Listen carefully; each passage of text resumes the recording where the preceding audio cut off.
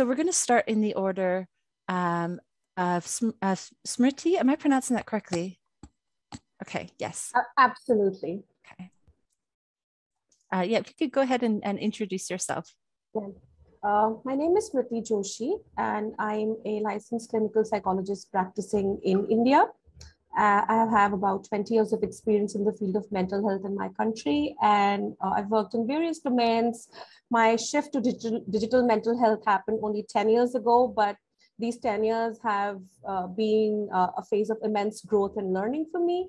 And I've also tried and contributed to developing of this app called Visa, which is a chatbot, mental health chatbot, and also offers text-based coaching via the platform itself. And yeah, that's about me. I think we'll get to know more as we speak. Okay, super. And over to you, Kath. I'm Kath, and I am I wear many hats, so I'm going to go fairly quick. I am a cyber trauma and online harms consultant, trainer, speaker, author, and researcher, with a book coming out later on in September called Children, Technology and Healthy Development with Routledge. I'm an e-safety consultant and writer. I'm a child and adolescent and adult trauma psychotherapist, and I use gaming and technology to work with trauma. I'm a functional health practitioner, and on top of that, my background from cybersecurity, well, just being in the cyber and tech industry, I run my own company educating psychotherapists on data protection, cybersecurity, and being safe online for them and their clients. I also podcast, vlog, and blog, and somewhere in between all of that, I sleep. Thank you. Okay, over to you, Venkat. Hi, I am Venkat Reddy. I'm a pediatrician of different kinds. I started out as a hospital pediatrician, doing all the way from newborn care to acute pediatric intensive care, where I saw a lot of bereavement and trauma. Then moved into community in the neurodevelopmental pediatrics. I've been involved in providing, developing, and organizing services all the way from child protection medical examinations, sexual assault referral centers, home visits for children, unexpected sudden deaths, and organizing child death overview panels.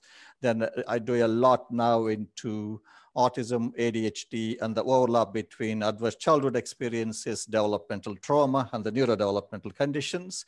My digital health hat on, I'm Officer for Digital Health and Technology for the Royal College of Pediatrics and Child Health, and I work with a number of startups trying to develop digital health solutions for neurodevelopmental problems and gamification, and in that field. So I bring those two together. Really. Amazing. Okay, thank you. And Luis, is that correctly pronounced? It would be if we were in France. Louis. Or Spain, maybe. It's Louis. Louis. It's fine. Don't worry, it's absolutely fine. I mean, firstly, just to say I'm really honored to be on this panel and to hear the in-depth bios of all the other speakers. It's really amazing, amazing work that everyone's doing. So I'm also a child psychotherapist, and I've been working with children and young people from different kinds of sort of disadvantaged and vulnerable backgrounds for over 20 years. About 8 years ago, I developed an interest in digital technology and the possibilities and harms of that around child mental health. I did some consulting work with Headspace when they were developing their mindfulness app. And then I set up a charity called A Part of Me, which is based around a mobile therapeutic game, which is designed to help young people through grief. I think you're on mute, Becky. Yep, Yeah. I'm good. Okay, so thank you. So this is your panel. It's an incredible panel. I encourage you to check out the link in the chat. It gives you their full bios. An incredible panel. So I'm going to kick things off right away. And what we're going to do is have some sort of mini interviews in a way, or just a bit of back and forth with each of the panelists. So we're going to start with Smriti, and I want to ask you, if you can share your experiences of support for grief via text-based work that you do with WISA. This is the last part. Could you say it again? Of course, of course. So if you could just share your experiences of support for grief using a text-based approach with WISA. Yeah, I would like to begin by saying that when we had launched WISA, and it was a chatbot, and we were not sure of the kind of concerns people would be bringing in to speak to a chatbot. And we thought it could be about daily life stressors, mostly. That's the presumption that we had. But when we did our first analysis post running WISA for about 2 years, we found that almost 55 to 60% of people were bringing in trauma and grief. And that also led me to kind of assure that the team members now that we have for coaching on WISA are trained in offering support for grief and trauma, both. And I think the anonymity that is offered on a text-based platform, the only barrier is the screen that's there between the therapist or the bot and the client, kind of provides a holding environment, a very safe space for people to come and speak about their traumatic experiences, their grief. For example, I may not be able to tell my family members that I'm still yearning and I'm in pain about missing a family member that I lost about 6 months back. But I can, because that's not expected. People would expect me to get over it by now, or I would expect myself to get over it by now. But I can share it with a bot, knowing that it's not going to judge.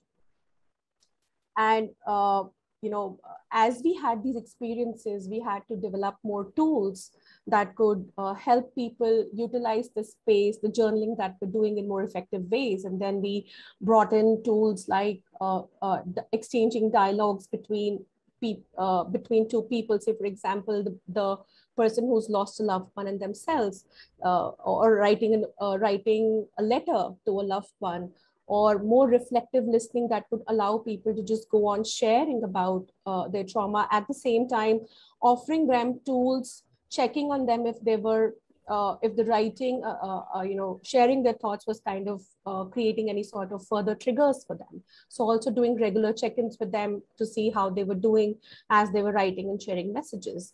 And we kind of replicated this onto the text-based coaching platform that we are running. And it's a very hand-in-hand process that happens between the bot and the therapy platform, the coaching platform, because we take a lot of our experiences that happen between a coach and a client, which is very unique.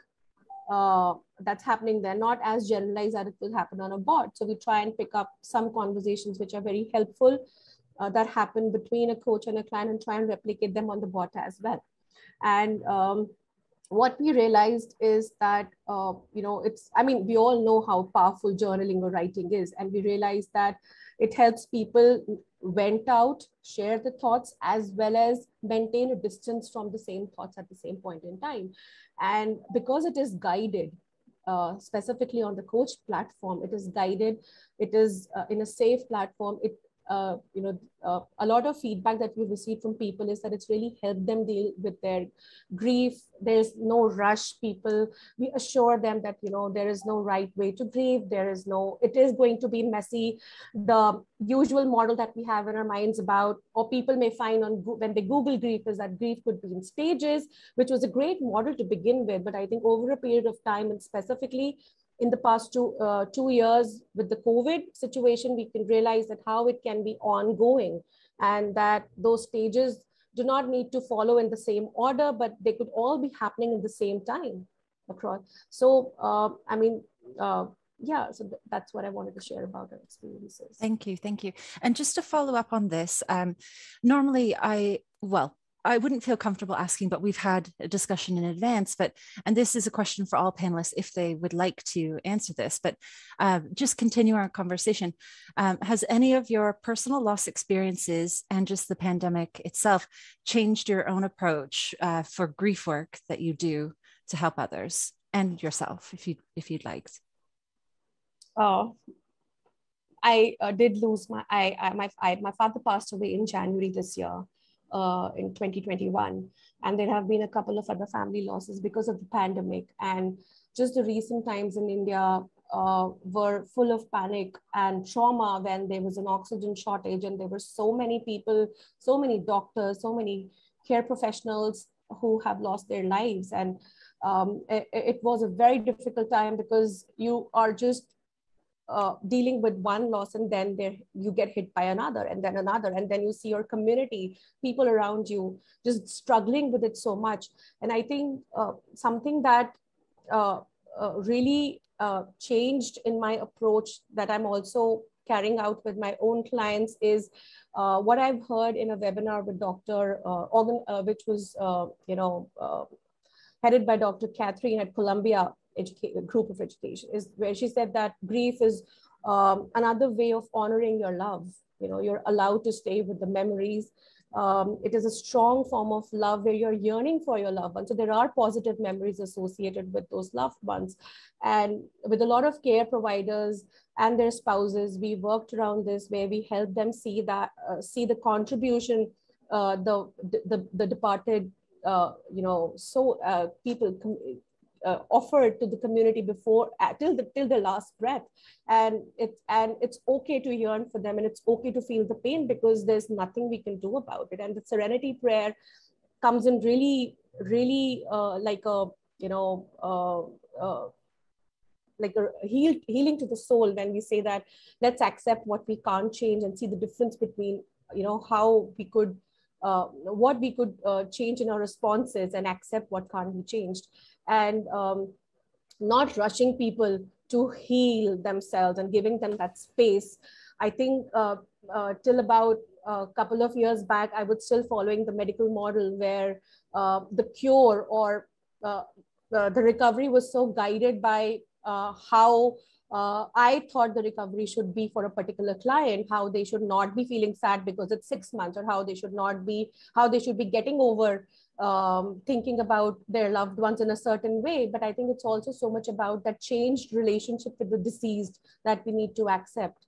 That it will always be there. We'll still be yearning for memories. We'll still have those episodes of pain, but we're allowed to do that, because that's also a way to connect with that loved one. So that line really resonated with me, that it's a form of love in a way, where we are honoring that love and we are missing them and yearning for them.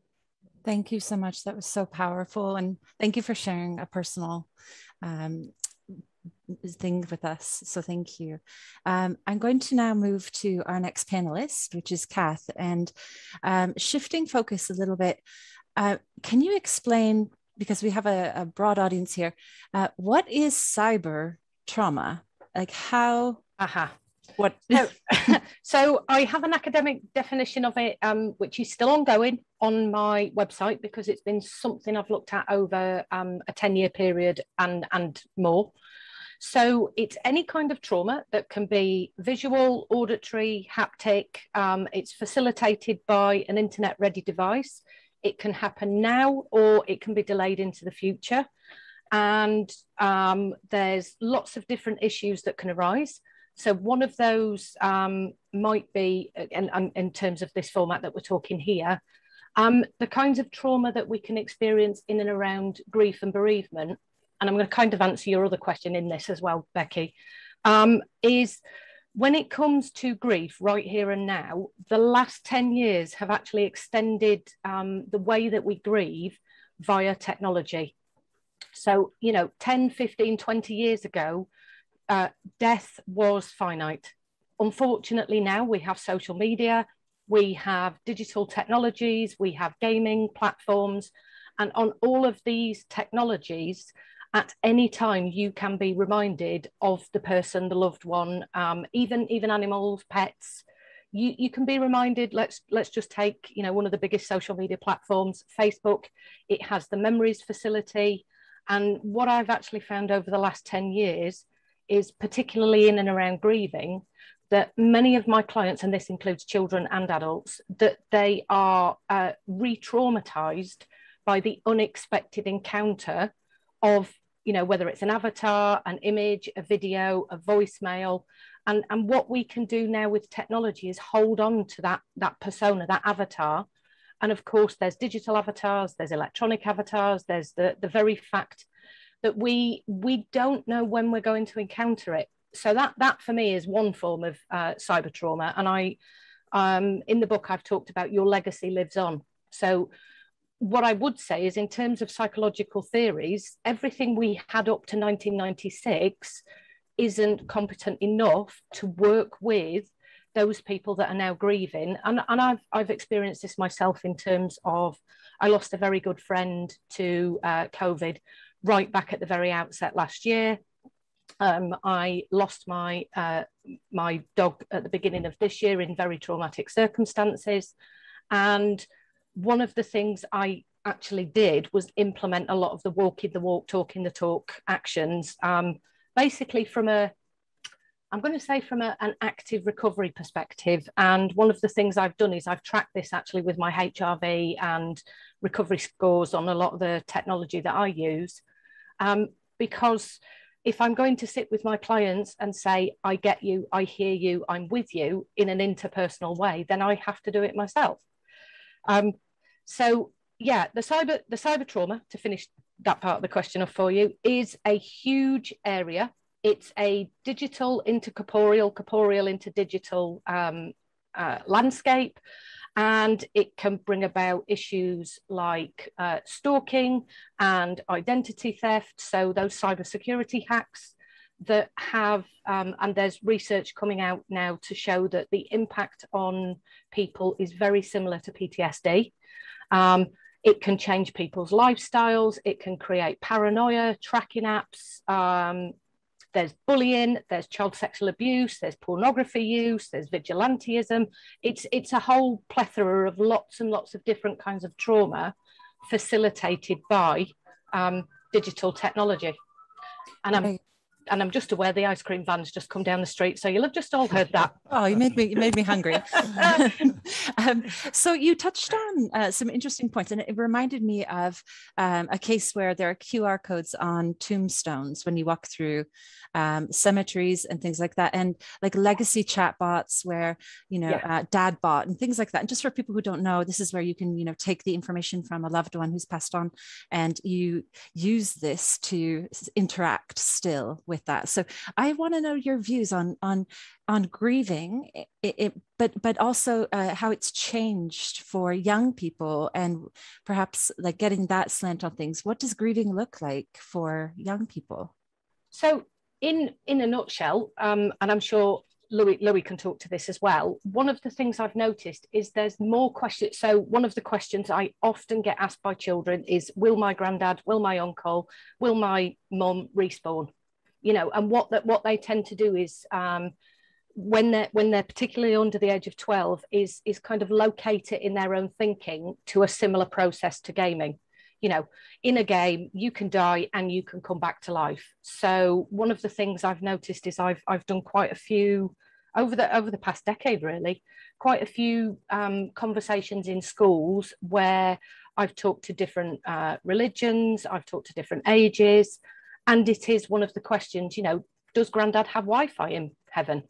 And one of the questions that I have to really kind of sit and have depth with the child is about this permanence and impermanence. And of course, that's really difficult to understand until you are about, around about 12 to 13, and you can actually do that cognitive thinking, due to the lovely stage of adolescence. But what I'm noticing with grief is it's still an interpersonal conversation that you have with somebody to help with the healing process. Okay, thank you. That was really powerful.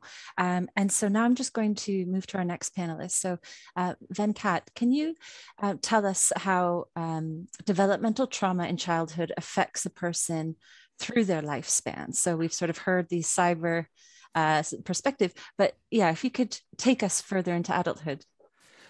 It's as we're talking about at the moment, grief and trauma is about our identity, our relationship, and how that is put in the context of the wider world and the people who still live on. And very much that is heavily, heavily influenced by our first significant relationship, that is our primary caregiver. When we are born, we are completely helpless to look after ourselves. And everything we do is guided by and shaped by how our primary caregiver, whom we depend on, responds to our needs and the call for support and empathy and interaction, really. And once that is disrupted, and as a helpless newborn human being, if we don't trust the person whom we think should be protecting us and guiding us and coaching us, if that is disrupted, we lose complete trust in ourselves, trust in the people around us, especially trust in the people in authority. And you can see how that would play out as we go forward when you are being let down by people in trust, like it could be your parents and the adult caregivers and the teachers. And that really, you lose confidence in the humanity and the people out there. And that makes it very difficult to engage with, we got a fantastic panelists who are trying to help and trying to be that surrogate parent and try to help them. But if you can't trust and make that initial relationship, that becomes almost impossible to make the friendships and adult relationships and the therapeutic relationships with the people like all of us who are trying to these young people who have gone through really complex trauma, really.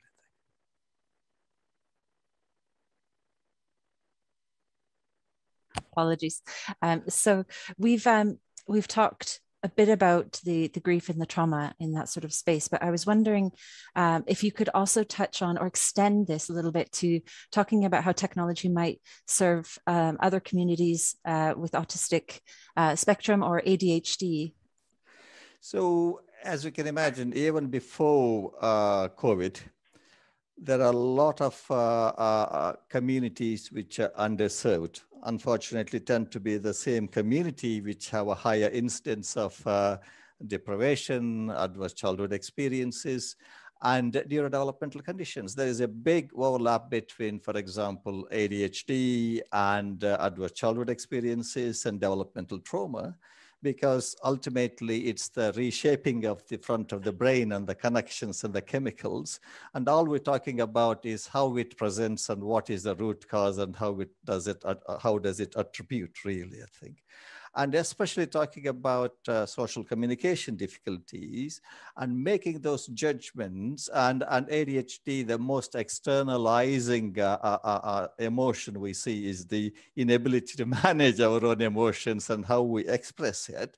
And you can see how it is very easy to label it as ADHD rather than delve deeper into that, looking at what lies behind it, really, I think. So we've been trying very hard to reach those communities who might not come forward. So a classic example would be unaccompanied asylum seekers or recent immigrants from the war-torn communities, where they don't trust doctors and healthcare professionals and the therapists, that they're still seen as agents of the government and what that confidentiality. So sometimes using the digital technology, as Smriti was talking about earlier, for the right person at the right time, if it is their choice and not either or, it has to be blended approach, can get us to reach us to some groups where they're a lot more comfortable and with the talking to you or texting or seeing you or not seeing you. And that we find that really, really helps in those groups, really, I think.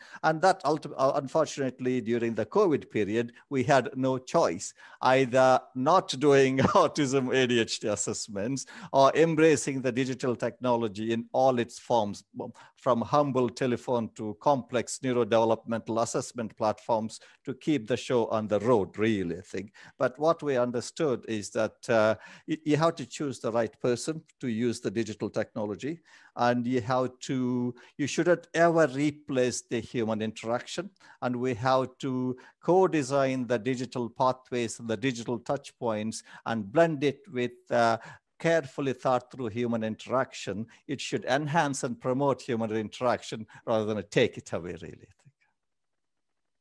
Thank you. Thank you so much. I'm just going to follow up with a little add-on question. So with all of the changes, you know, the lockdowns, some key worker children coming into school, some not, some doing, you know, school through screens. Can you frame that within the conversation that you've just had now? What sort of impact? Yeah, there are two things really. And first, I would think about more in terms of you know, all the technology, including digital, including algorithms and AI. It just magnifies any societal flaws and inequalities if we're not careful. And in the simplest form, we're seeing it again.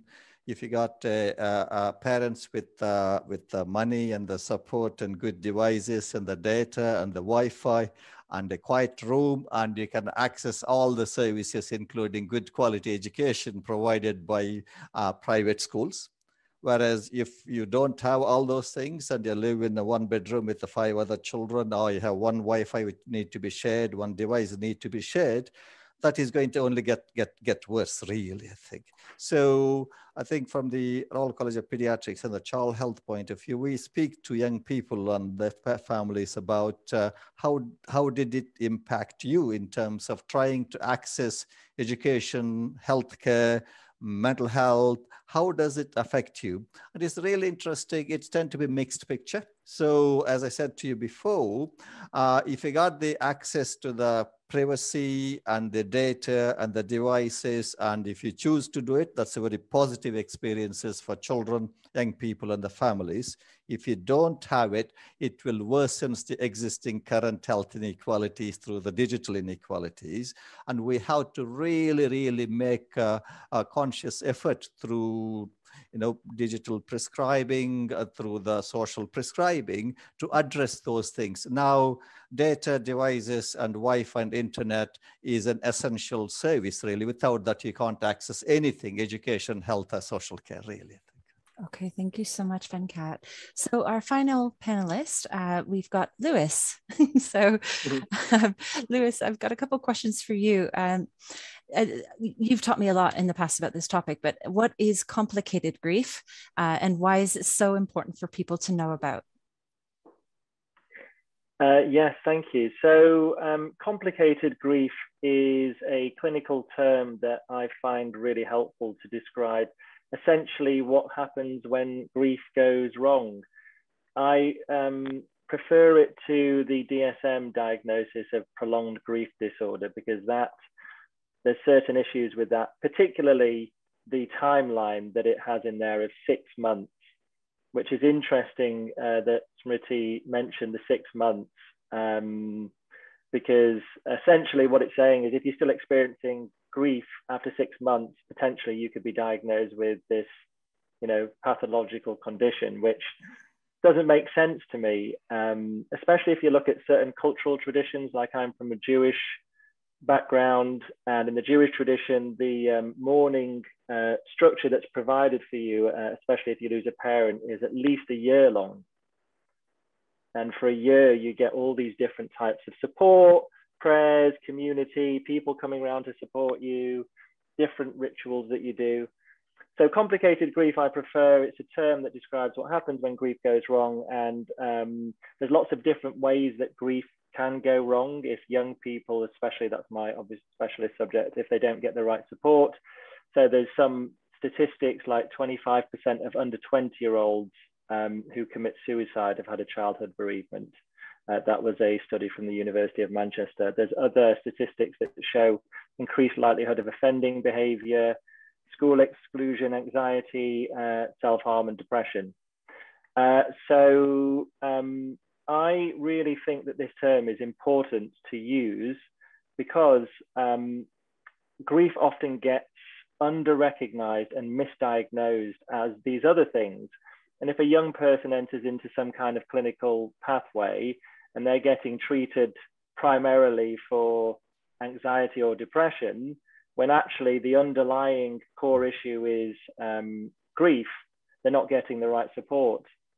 And that's something that I have seen happen a lot, and it concerns me. So sort of part of my mission through my personal work and through a part of me is to really promote this sort of term and the understanding of it, and hopefully get more recognition of complicated grief in young people. The other thing to say about it, there's some risk factors that have been studied, risk factors to complicated grief. One is type of loss, so if it's sudden or traumatic, if you already experience some anxiety, if you are feeling lonely or isolated, and if you didn't get to say goodbye. So realizing these things, a lot of these factors have been particularly prevalent during the pandemic. So one of our it's given us a huge motivation to do a lot more work on a part of me. We translated it into 3 languages, and we're developing new features because we recognized that there was this kind of grief pandemic coming down the line of so many young people who've lost loved ones in sudden or traumatic ways, who were already feeling isolated and probably increased anxiety, and often haven't been able to say goodbye in the ways that we might typically hope that they could say goodbye. So yeah, I think that answers that question. Thank you. And you mentioned a part of me. So can you walk us through some of the challenges and discoveries along the way, along the journey? What seems to be working, and what's been tricky, or some of the ethical issues you wanted to mention?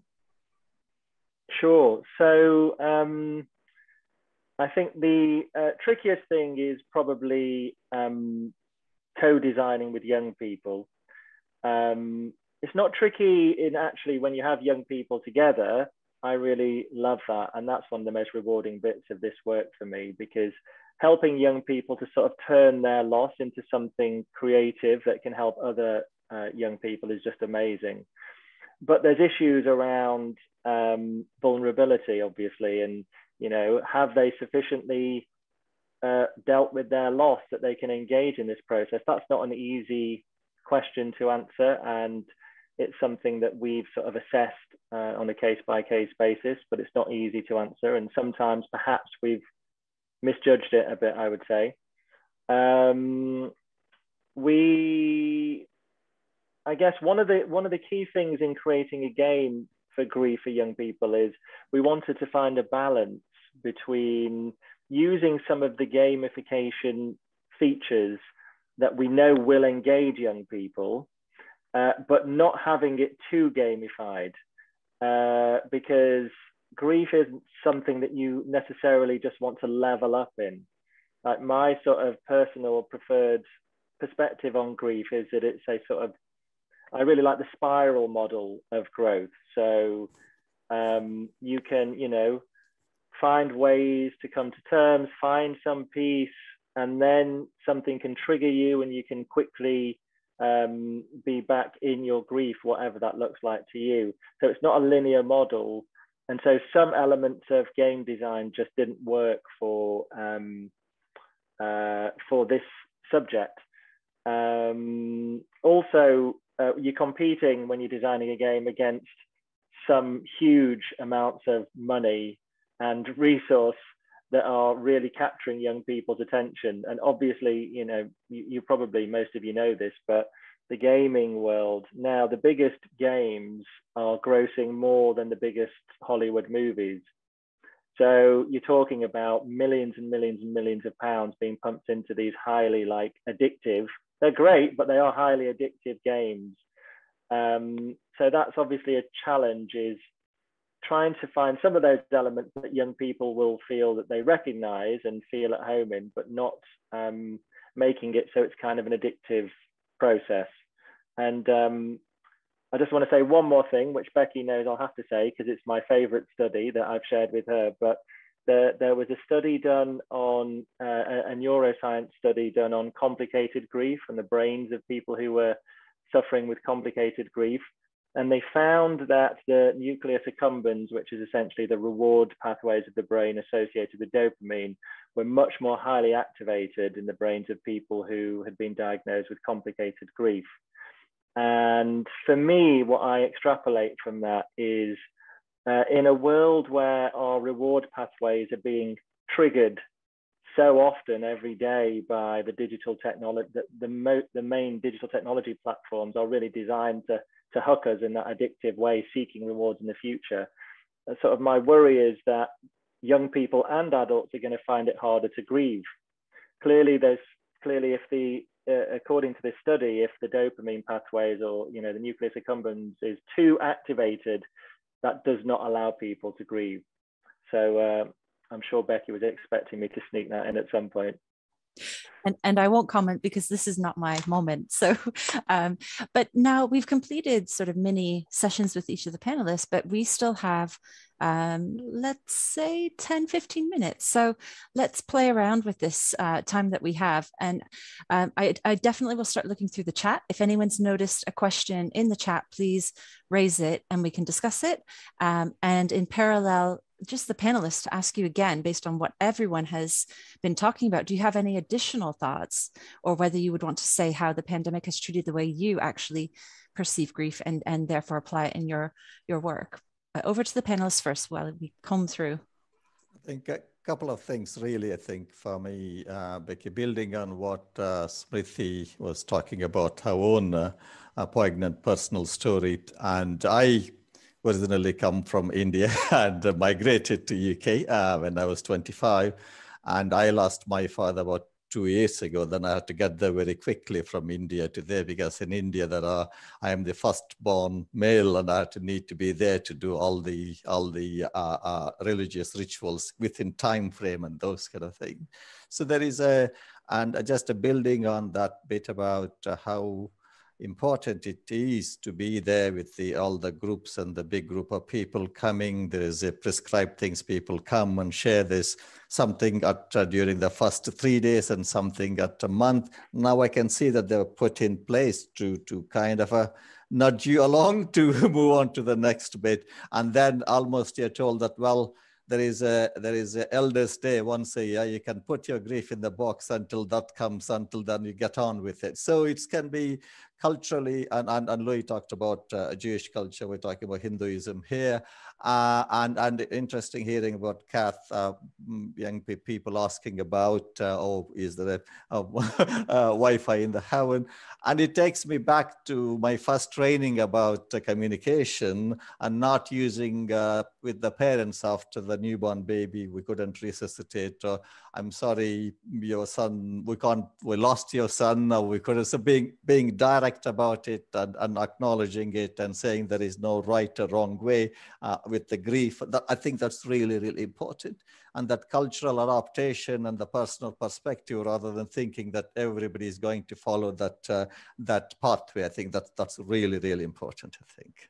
And just the second point to just pick on the Louis is that nucleus accumbens is the one that is also affected in ADHD and adverse childhood experiences as well. That just all brings to you that what it brings to you is that the attention economy and deliberate programming through the labs and to get us hooked on, all we're talking about is the bait and the hook is different, but the ultimate result and the impact and outcome is the same, be it adverse childhood experiences, overuse of digital technology that is programmed and designed to make you do wrong things, really. Thank you. And other panelists? I have a little bit of a query question, so actually I'm not going to answer anything. I'm really interested in the nucleus accumbens, and more often than not, how we tend to focus on the reward rather than the motivation pathways.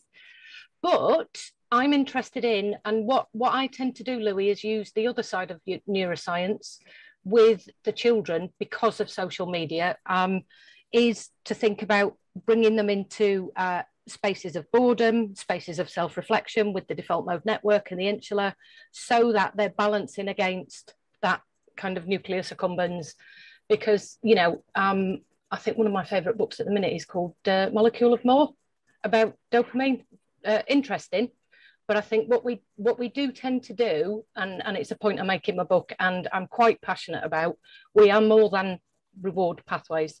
We are complicated. There's scripts, there's lots of other stuff going on. And yes, whilst social media can to hook into those, I think for a lot of the children that I work with, particularly in gaming, I try to get them to come away from the doing to the being. And that's not saying that you're doing anything incorrect here, Lewis. Lewis, I've just done it now. Louis, Gordon, Bennett, that's me as a northerner in trouble. Oh goodness, we needed that. We needed that. It is interesting, Kath, is that the continuous availability of a superficial, distracting entertainment, I think, takes away the fundamental building block of creativity, self-sufficiency, and that is boredom. And I remember, I was very lucky. I used to walk 3 to 4 miles 3 times a day to my secondary school from my village to the next village. So the time you have to think and look around through the fields and listen to those kind of things. And now we just have to go back and reintroduce it with the fancy names like mindfulness and all these, which are basic things we all develop if we are allowed to get bored and find our ways of thinking and doing and creativity, really, I think. Yeah, I'm quite excited that I use VR, and when I am using VR, I try to take a lot of the outdoors to bring it inside. That some of the children I work with are not able to get out, and of course we've been in lockdown for I don't know how long, so it's been an absolute godsend to have access to this technology, and it's enabled us to have this really fabulous conversation today. Okay, I'm just checking the chat. So go ahead, please. Go ahead. I was just sharing from my own personal experiences. I have 2 daughters. One is 9 and one is 13. And the way I also lost my pet in last September, and then my dad in this Jan. And there was pandemic, and like Kath was just saying that you can't step out and you just have to be within your doors. And there's so many other rituals that happen, like Dr. Venkat was mentioning, that the rituals that help us build that sense of community, that support that I just experienced here when I just shared about my grief, and so many people offered their condolences and support. It was absolutely missing when my dad passed away. There were so many rituals we had to bypass because we couldn't do them simply because there was pandemic. And, it was technology, it was apps like coloring and creating animation. So my daughter loves this Gacha Club, and she goes and draws whatever she's feeling, and she draws characters, giving them, maybe if we can call them avatars for each of the family members. And my younger one, that's the 9-year-old, and she drew everyone with wings at that point in time. And I asked her, who are all these people with wings? And she said, because our grandfather has passed away and he must be somewhere up there. And, that this is the only way I think we can all be with him, when we grow our wings and we are with him. And, and we get that sense that he's still not gone away and we can still be with him because we can grow our wings. And I think that made so much sense, because a lot of grief work training that we receive during our training years is so much about not thinking about the one who's passed away, behavioral activation that will help us focus on positive emotions and activities that will help us build up those positive emotions. But also such an important point that this brought to me is that actually spending time intentionally thinking about people who have passed away, and remembering those positive moments that we spent with them can also is such an important part of the grief work. And this is something that I have brought in with my own clients as well, where we spend intentional moments, timed moments of journaling, where we just talk about people who have passed away, what moments do they remember, what moments do they still yearn for, and how they can still rebuild those moments for themselves, even when their loved one is no longer there with them. Thank you. Thank you so much. And we still have a little bit of time. And I've noticed in the chat, Steve raises a really great point or a question, and I'm just going to cut to the end of it. But COVID, really, post-COVID, everything that's been happening, is there going to be a long-term effect? To what extent will this impact? You get where I'm going. So if I could ask all of the panelists really to comment. Can I just start by saying something? My personal feeling is, you know, as a professional in this area with a sort of voice and a little bit of a platform, I think it's really important to balance out the narrative about a long-lasting damage with inner resilience that we have and some of the positive things that we're seeing. I'm a bit worried that we are over-traumatizing things, and sort of everyone decided that we are going to be traumatized. Everyone is as a result of this. So I'm not saying it's not important, and we really need to think about some of these long-lasting impacts for sure, and there will be some for some people.